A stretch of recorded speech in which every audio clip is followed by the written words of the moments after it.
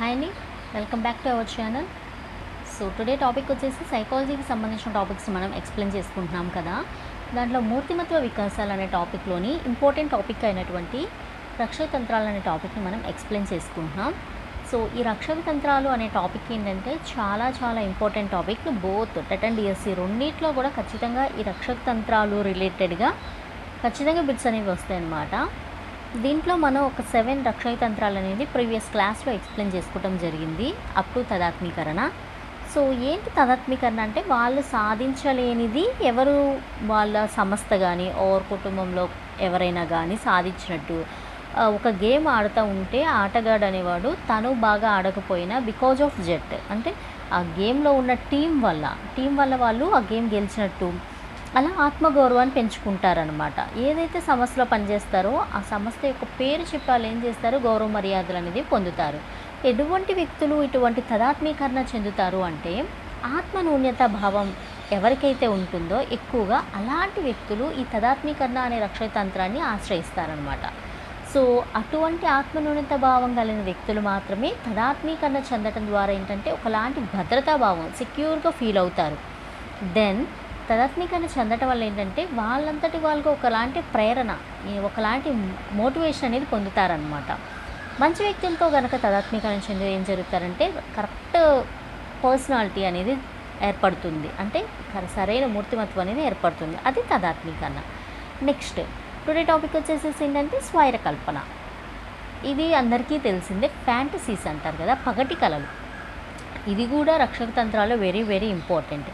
ఏంటి ఈ స్వైర కల్పన అంటే ఎవరైనా వ్యక్తి ఎవరైనా కావచ్చు తన డైలీ లైఫ్లో కానీ నిజ జీవితంలో రియల్ లైఫ్లో కానీ కొన్ని సాధించలేనప్పుడు ఏం చేస్తారంటే పగటి కళలు కంటారు, ఊహాలోకంలో విహరిస్తారనమాట. వాళ్ళు అలాగా ఏవైతే వాళ్ళు సాధించలేకపోతున్నారో ఏవైతే వాళ్ళు చేయలేకపోతున్నారో అలా ఊహించుకోవటం వల్ల ఏమవుతుంది, వాళ్ళు ఉపశమనాన్ని పొందుతారనమాట. సో ఈ స్వైర కల్పన ద్వారా ఏం జరుగుతుందంటే వాస్తవంగా వాళ్ళు సాధించలేని విషయాలు ఇలా కలలుగంటం వల్ల ఏమవుతుందంటే తృప్తి చెందుతారు. ఆల్రెడీ వాళ్ళు సాధించినట్టు దానికి సంబంధించిన ఒక అన్నీ కూడా వాళ్ళు పొందుతున్నట్టు అలా ఫీల్ అవుతారనమాట. ఫర్ ఎగ్జాంపుల్ వచ్చేసి ఏంటంటే ఒక పర్సన్ ఐఏఎస్ ఆఫీసర్ కావాలనుకున్నారు. అయితే ఆ వ్యక్తి ఐఏఎస్ ఆఫీసర్ అయినట్టు ఊహించుకుంటారు. అలాగా తన ఐఏఎస్ ఆఫీసర్ అయిపోయినట్టు, ఒకవేళ అయితే ఎలా ప్రవర్తిస్తాడు, ఇతరులు ఎలా తనకి రెస్పెక్ట్ ఇస్తారు, ఇలా ఊహాలోకంలో వివరిస్తారు. యాక్చువల్గా ఈ ఐఏఎస్ ఆఫీసర్ కావాలి అనుకున్న వ్యక్తి దానికి కావాల్సిన మినిమం ఎఫర్ట్స్ అనేవి పెట్టడు. అసలు ఏం చెయ్యాలి ఐఏఎస్ ఆఫీసర్ అవ్వాలన్న ఐడియా కూడా ఇతనికి ఉండదు. బట్ ఏంటంటే అంత సామర్థ్యం ఆయనకి లేదు కాబట్టి ఆల్రెడీ అయినట్టు అయితే తను ఎలా ప్రవర్తిస్తాడు, అందరూ అతనికి ఎలా రెస్పెక్ట్ ఇస్తారు, ఇలా ఊహలో వివరిస్తాడనమాట. తనకి ఐఏఎస్ ఆఫీసర్ కావాల్సిన సామర్థ్యం లేదు, తక్కువ సామర్థ్యం ఉంది. దానివల్ల ఏమవుతాడు, ఆయన ఒకలాంటి సంఘర్షణకు ఫీల్ అవుతాడు. ఎప్పుడైతే తన ఆ సంఘర్షణ ఫీల్ అవుతాడో దాని నుంచి బయటికి రావడానికి ఈ విధంగా పగటి కళలు కన్నీ తప్పించుకుంటాడనమాట. సో ఎప్పుడు ఇలా పగటి కళలు కంటూ ఉన్నారనుకోండి నిత్య జీవితంలో వచ్చే ప్రాబ్లమ్స్ని ఎదుర్కొనే ఎబిలిటీ అనేది తగ్గిపోతుందన్నమాట. ఇది ఒకలాంటి రక్షక తంత్రం. మోస్ట్ ఆఫ్ ద పీపుల్స్ ఈ పగటి కళల్ని ఆశ్రయిస్తారనమాట. లైక్ ఫర్ ఎగ్జాంపుల్ మనం చెప్పుకున్నాం కదా, ఐఏఎస్ ఆఫీసర్ అనేది ఒక ఎగ్జాంపుల్. అలాంటివి ఇంకా చాలా ఉంటాయి. నెక్స్ట్ వచ్చేసి ఇంకొక రక్షక తంత్రం వచ్చేసి ఉపసంహారణ. ఇక్కడ అక్కడ ఉన్న వర్డ్లోనే ఉంది కదా ఉపసంహారణ. ఏంటి ఉపసంహారణ అంటే వ్యాకులతను కలిగించే సంఘటన నుంచి తప్పించుకోవటం అన్నమాట. సో మనల్ని ఏదైతే బాగా బాధిస్తుందో ఏదైతే మనల్ని బాధ పెడుతుందో అటువంటి సిచ్యువేషన్స్ నుంచి తప్పించుకోవటమే ఉపసంహారణ అంటారనమాట. పరిస్థితులు కొన్నిసార్లు మనం ఆ పరిస్థితులను ఎదుర్కోలేని సిచ్యువేషన్స్ అనేవి మనకు ఏర్పడతాయి. అలాంటప్పుడు ఏం చేస్తాం, వాటికి ఎదురు వెళ్ళటం అనేది కరెక్ట్ మెథడ్ కాదు. Just live it. అక్కడ మనం వాటిని వదిలేయటం కానీ వదిలేసేసి వెళ్ళిపోవటం కానీ చేయటం అనేది ఉత్తమమైన పద్ధతి, అవునా? సో ఈ ఉపసంహారణ అనే రక్షక తంత్రంలో మోస్ట్ ఆఫ్ ద పీపుల్స్ వాడేది ఇదే అన్నమాట. వ్యాకులత కానీ తనని బాధించే విషయాలు ఏవైతే ఉన్నాయో వాటి నుంచి తప్పించుకోవటం అనేది ఇక్కడ జరుగుతుంది. ఆ పరిస్థితులు ఆ సిచ్యువేషన్స్ని తను ఎదుర్కోలేకపోతున్నారు. అలాంటి సిచ్యువేషన్లు ఏంటంటే ఉపసంహరించేసుకున్నారు. అమ్మో నా వల్ల కాదు, ఈ సిచ్యువేషన్స్ ఇంకా నేను ఫేస్ చేయలేను అని అక్కడితో వదిలేయటం అనేది ఉత్తమమైన పద్ధతి. పరీక్షలు సరిగ్గా చదవని విద్యార్థి పరీక్ష రాయకుండా తప్పించుకోవటం. ఇది నెగిటివ్ అనుకోండి. మోస్ట్ ఆఫ్ ద పీపుల్స్ అంటే ఇక్కడ స్టూడెంట్స్ అనేవాళ్ళు ఏంటి, మనం స్టూడెంట్స్ సైకాలజీని స్టడీ చేస్తాం కాబట్టి స్టూడెంట్స్ని ఎగ్జాంపుల్గా తీసుకుంటాం. బట్ డైలీ లైఫ్లో చాలామంది కొన్ని సిచ్యువేషన్స్ అనేవి పీక్స్ వరకు వాళ్ళని పరీక్షిస్తూనే ఉంటాయి. వాళ్ళు అది పరీక్షిస్తూనే ఉంటారు. సిచ్యువేషన్స్ కానీ, పరిస్థితులు కానీ, సంఘటనలు కానీ ఎంత టఫ్గా ఉన్నప్పటికీ వాళ్ళు భరిస్తారు, చాలా భరిస్తారు. అంతా భరించినప్పటికీ ఇంకా ఇంకా ఇంకా ఇంకా ఇదవుతున్నప్పుడు వాళ్ళు ఉపసంహరించుకొని అక్కడ వదిలేసి వెళ్ళటం అనేది చాలా ఉత్తమమైన పద్ధతి. ఇది పాజిటివ్ వేలో ఉపసంహరణ.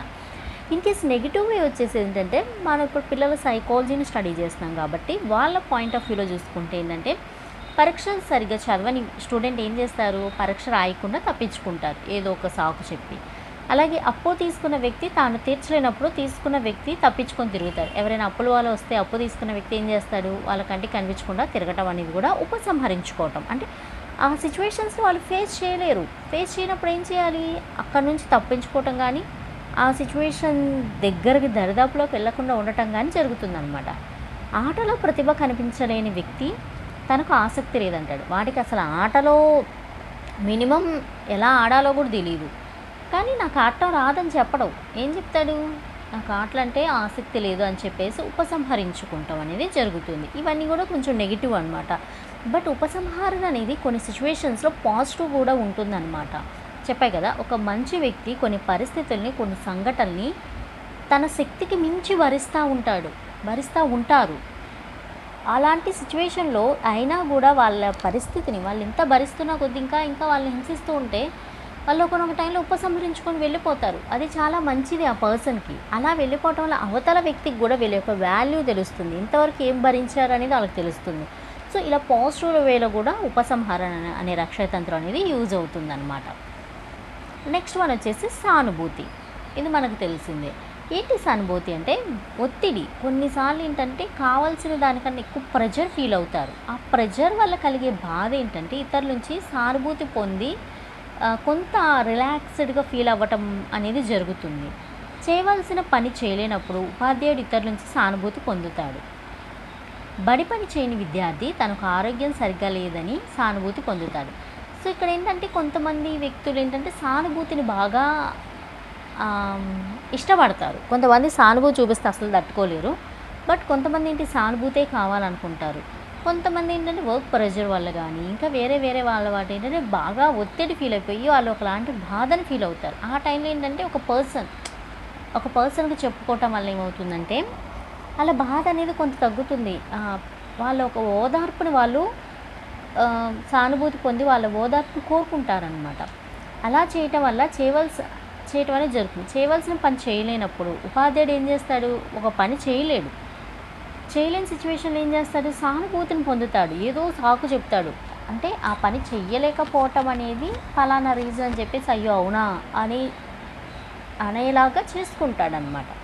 హోంవర్క్ చేయలేని విద్యార్థి ఏం చేస్తాడు, హెల్త్ బాగాలేదు సార్, హెల్త్ బాగోలేదు మేడం అని చెప్తారు. సో హెల్త్ బాగోలేదంటే అవునా, ఏమైంది, ఎందుకు అలాగా, హాస్పిటల్కి వెళ్ళావా, ట్యాబ్లెట్స్ వేసుకున్నావా, అసలు చూపించుకున్నావా, ఎలా ఉంది, ఏంటి, ఏమైందని చెప్పేసి వాళ్ళు ఏం చేస్తాం, సింపతి అనేది అక్కడ క్రియేట్ చేస్తాం పిల్లలకి. సో ఇది వన్ ఆఫ్ ద రక్షక తంత్రం అనమాట. ఇలాంటివి యూజ్ చేస్తారనమాట కొంతమంది. నెక్స్ట్ వచ్చేసేసి రక్షక తంత్రంలో ప్రతిచర్య నిర్మితి. ఏంటి ప్రతిచర్య నిర్మితి అంటే ఇక్కడ ఏంటంటే వ్యక్తి వాంఛలు, దృక్పథాలు, బాహ్య ప్రవర్తన కానీ అతడి అచేతన వాంఛనకు వ్యతిరేకంగా ఉంటుంది. అంటే అచేతనం అంటే అది చేతనంలో ఉండదు, మనసు యొక్క లోతులో ఎక్కడెక్కడో ఉంటుందన్నమాట. బట్ తన చేతనంలో చేసే వాటికి టోటల్ డిఫరెంట్గా ఉంటుంది. దాన్నే ప్రతిచర్య నిర్మితి అంటారు. వాంఛ వ్యక్తి యొక్క కోరిక, ఓకేనా. అలాగే దృక్పథం, బాహ్య ప్రవర్తన, అతడి, ఇవన్నీ కూడా ఏంటంటే అతని యొక్క మనసు లోతుల్లో అచేతనంగా పడి ఉన్న వాంఛ వేరుగా ఉంటుంది, చేతనంగా తను చేసే కోరికలు వేరుగా ఉంటాయి. మనసు యొక్క లోతుల్లో అచేతనంగా ఉన్న దృక్పథాలు వేరుంటాయి, బయటకు కనిపించే దృక్పథాలు వేరుంటాయి. అతని లోపల ప్రవర్తన వేరు ఉంటుంది, బయట మనుషులకు కనిపించే ప్రవర్తన వేరుగా ఉంటుంది, బాహ్య ప్రవర్తన. అచేతన వాంఛలు ఏవైతే ఉన్నాయో కోరికలు, వాటన్నిటికీ టోటల్ డిఫరెంట్గా ఉంటుందన్నమాట ఈ ప్రతిచర్య నిర్మితి అనే రక్షక తంత్రంలో. ఈ వాంఛలు ఏంటంటే ఒకప్పుడు చేతనంలో ఉండి అణిచివేయబడినవే, సో ఇప్పుడు అచేతనంలో ఉన్నవన్నీ కూడా ఒకప్పుడు చేతనంలో ఉన్నాయి. తను చేసినవే అవన్నీ, ఆ కోరికలు అవన్నీ కూడా ఏంటంటే ఇంటర్నల్, ఎక్స్టర్నల్. అంటే ఇప్పుడు బాహ్య ప్రవర్తన, ఇంటర్నల్ ప్రవర్తన. అతని వాంఛ పైకి మనకు చెప్పే వాంఛ, ఇంటర్నల్ తన మనసు లోతులో ఉన్న వాంఛ. ఇవన్నీ ఒకప్పుడు ఒకటే. ఒకప్పుడు ఇవన్నీ కూడా యాక్టివ్గా ఉన్నాయి. మనసు లోతులు ఎక్కడికో నెట్టివేయలేదు. కానీ ఇప్పుడు సిచ్యువేషన్ బట్టి ఏమైనాయి, అణిచివేయబడ్డాయి అన్నమాట. చేతనంలో ఉండి అణిచివేయబడ్డవి అచేతనంలోకి వెళ్తాయి అన్నమాట. ఒక పని చేయలేని ఆసక్తత లేదా అయిష్టత ఉన్నప్పుడు దానికి పూర్తి విరుద్ధంగా ఉండే భావాన్ని వ్యక్తం చేయటం. ఓ పని చేయమంటే దానికి ఆసక్తి లేదు, అయిష్టత, ఇష్టం అనేది లేదు, దానికి పూర్తి విరుద్ధంగా ఉండే భావాన్ని ఏం చేస్తారు వాళ్ళు అక్కడ వ్యక్తం చేస్తారనమాట.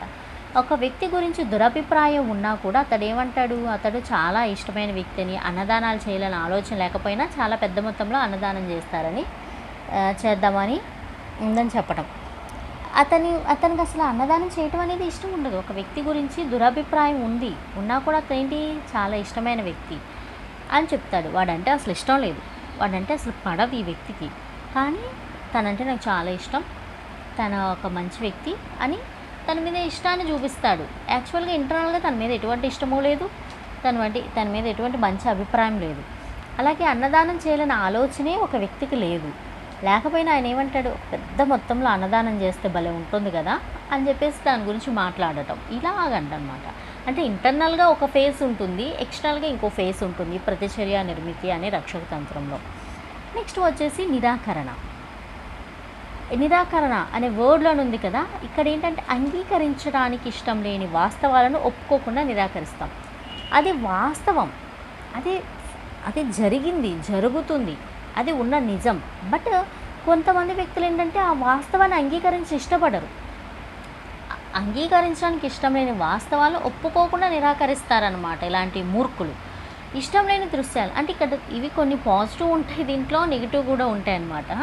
ఇష్టం లేని దృశ్యాలను చూడకుండా ఉండటం, ఇష్టం లేని విషయాలు మాట్లాడకుండా ఉండటం, భీతిగొల్పే సంఘటనలు ఎదురైనప్పుడు స్పృహ తప్పి పడిపోవటం, నీవు అహంకారివి అని చెప్పినప్పుడు అహంకారం అయినా కూడా నిరాకరించడం. ఇది చెప్పా కదా మూర్ఖులు అని, అదనమాట.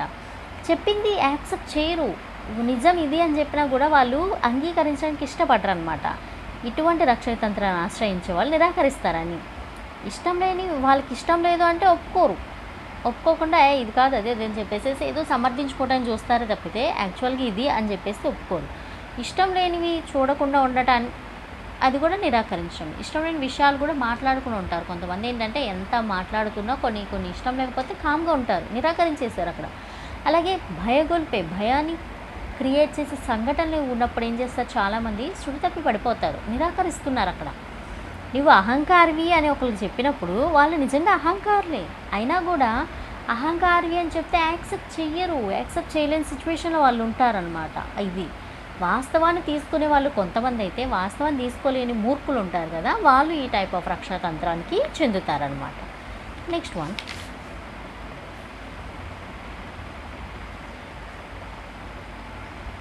బౌద్ధికీకరణ. ఇదేంటంటే బాధ భయం కలిగించే పరిస్థితులను నుంచి బౌద్ధిక నిర్వచనాలతో వాటి అనుభూతికి పూర్తిగా దూరం అవటం అనమాట. ఇక్కడ ఏంటంటే కొన్ని సిచ్యువేషన్స్ అనేవి బాధను కలిగిస్తే అట్ ద సేమ్ టైం భయాన్ని కూడా కలిగిస్తాయి కదా, వాటిని డిఫైన్ చేయటం అనమాట. డిఫైన్ చేసి వాటి యొక్క ప్రజెన్స్ని కానీ వాటిని ఫీల్ అవ్వటం నుంచి కానీ కంప్లీట్గా దూరంగా ఉంటారనమాట. ఎగ్జాంపుల్, తండ్రి మరణిస్తే ఆ బాధను తగ్గించుకోవడానికి అతడు పూర్తిగా జీవితం సంతోషంగా గడుపుతాడు. ఒక ఫ్యామిలీలో ఫాదర్ చనిపోయారు అంటే ఆ పర్సన్ ఏం చేస్తాను, పూర్తి జీవితం సంతోషంగా గడిపి ఆ బాధను మర్చిపోవాలని చూస్తారు. కొంతమందికి ఇది వర్కౌట్ అవుతుంది అనుకోండి. ఏ బాధ లేకుండా సునాయాసంగా మరణం అతనికి అంటే అతను పూర్తి జీవితం సంతోషంగా గడిపాడని, ఏ బాధ లేకుండా సునాయాసంగా మరణం అతనికి వచ్చింది, అది అదృష్టం అని చెప్తారు. ఇక్కడ ఏంటంటే తండ్రి మరణించాడు, కానీ అతనేంటి ఆ తండ్రి మరణించాడు అని చెప్పుకొని అందరూ వచ్చి సింపతి పొందాలని అనుకోవట్లేదు. తను అక్కడ ఒక డిఫైన్ చేస్తున్నాడు. ఏమని, చనిపోతే చనిపోయారులే కానీ పూర్తి జీవితం చాలా సంతోషంగా గడిపారు, చనిపోయేంతవరకు కూడా ఎటువంటి బాధలు లేవు, ఆ చావు కూడా తనకి చాలా ఈజీగా వచ్చింది, చాలా అదృష్టవంతుడు మా ఫాదర్ అని చెప్పుకుంటారు. బట్ ఇది అందరికీ అవుతుందా? అవ్వదు. కొంతమంది ఏంటి చాలా కష్టాలు పడి ఫ్యామిలీకి అంతా చేసి, ఇంత చేసి కష్టాలు పడి వాళ్ళ లైఫ్‌ని వాళ్ళు అనుభవించుకోకుండా సంతోషం అంటే ఏంటో తెలియకుండా ఎన్నో బాధలు పడి కొన్ని రకాల హెల్త్ ప్రాబ్లమ్స్‌తో కొన్ని రకాలుగా ఇదయ్యి చనిపోతారు. అప్పుడు ఈ స్టేట్మెంట్ ఇవ్వటం కుదరదు. అవునా? అది నేను చెప్పేది. సో, ఇక్కడ భౌతికీకరణలో ఏంటంటే ఇలా జరుగుతుందనమాట. బాధ కలిగించే పరిస్థితుల నుంచి తప్పించుకోవటానికి ఆ ఫీల్ దూరం అవ్వటానికి ఏంటంటే కొన్ని అంటే డెఫినిషన్స్ ఇస్తారనమాట. డిఫైన్ చేస్తారు అక్కడ గుడ్ క్వాలిటీస్‌తో. అలా డిఫైన్ చేసి డెఫినిషన్స్ ఇచ్చి ఆ బాధ నుంచి కొంచెం విముక్తి అనేది పొందటం అనేది భౌతికీకరణ రక్షతంత్రంలో జరుగుతుంది. నెక్స్ట్ వచ్చేసి ప్రాయశ్చిత్తం. ఇక్కడ ఏం జరుగుతుందంటే తన మనసులో అంగీకరించతగని ఆలోచనలకు బహిరంగ క్షమాపణ అడగటం. కొంతమంది ఏంటంటే కొన్ని యాక్సెప్ట్ చేయలేకపోయినప్పటికీ కూడా అందరి ముందు ఏంటంటే క్షమాపణ అడుగుతారనమాట. తప్పు చేసిన వ్యక్తి ఉదారంగా దానాలు చేస్తూ ఉండటం. తప్పు చేశాడన్న విషయం వాడికి మాత్రమే తెలుసు, ఆ వ్యక్తికి మాత్రమే. బట్ అవన్నీ ఏంటి అంగీకరించలేనంత ఇదిగా ఉంటాయి కాబట్టి బహిరంగ క్షమాపణ అడుగుతారు. లేకపోతే ఇలాగా తన మనసులో ఆ తప్పు చేశాడు కాబట్టి దానాలు చేస్తున్నా అని చెప్తారనమాట. నీతి వాక్యాలు పలుకుతుంటాడు. అందరికీ ఏంటంటే నీతులు చెప్తూ ఉంటాడు. వృత్తి మీద అభిరుచి లేని ఉపాధ్యాయుడు ఆ వృత్తి గొప్పదని ఉపన్యాసాలు చెప్తారు. అసలు ఆ వృత్తి తను చేసే వృత్తి ఆ టీచర్కి ఇష్టం లేదు. బట్ ఆ జాబ్ గురించి ఏంటి గొప్పగా చెప్పడం అనేది జరుగుతుంది. ఇది ప్రాయశ్చిత్తం అన్నమాట. నెక్స్ట్ రక్షక తంత్రం వచ్చేసి వ్యక్తీకరణ.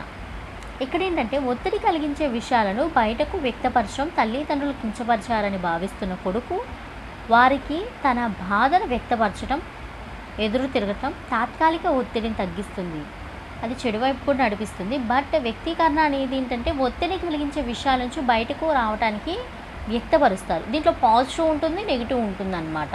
వ్యక్తీకరణలో తనను ఎప్పుడూ కించపరుస్తూ ఉంటే ఒక టైంలో ఏం చేస్తాడు, తను వ్యక్తీకరిస్తాడు ఎందుకు మీరు నన్ను ఇలా బాధ పెడుతున్నారు అని. అది ఎదురు తిరగటానికి కూడా ఛాన్సెస్ అయితే ఉంటాయి. అది తాత్కాలిక ఒత్తిడిని తగ్గిస్తుందని చెడు. కానీ ఇక్కడ పేరెంట్స్ కూడా మారాలి కదా. అతడు ఒత్తిడి కలిగిస్తున్నాడు, అతనికి ఎంతో ప్రెజర్ అనేది పెడుతున్నారు వీళ్ళ మాటలతో చేష్టలతో. ఆ కొడుకు వేరేవాడు కాదు కదా, తన బిడ్డే కదా, తనకి వేరే రకంగా కూడా తనకి చెప్పుకోవచ్చు. అతని మీద అంత ప్రెజర్ పెట్టేసేసి కించపరిచే మాటలని తను అలా అంత ఇదిగా బాధ పెడుతుంటే వాడైనా ఏమైపోతాడు? అవునా? సో ఖచ్చితంగా ఎదురు తిరుగుతాడు. యానిమల్ బిహేవియర్ కూడా అంతే కదా. ఒక యానిమల్ని రకరకాలుగా హింసించి బాధించి వాటికి మన లాంగ్వేజ్ అర్థం కాదు కాబట్టి మాట్లాడినా అది వేరు. అంత ఇదిగా చేసినప్పుడు ఆ యానిమల్ కూడా ఎదురు తిరుగుతుంది. ఇది నాట్ ఓన్లీ పిల్లవాడు, కొన్నిసార్లు పేరెంట్స్ కూడా మారాలి. రెండు సైడ్స్ కూడా ఆలోచించాల్సిన అవసరం అయితే ఉంది అకార్డింగ్ టు ద సైకాలజీ ప్రకారం చూసుకుంటే.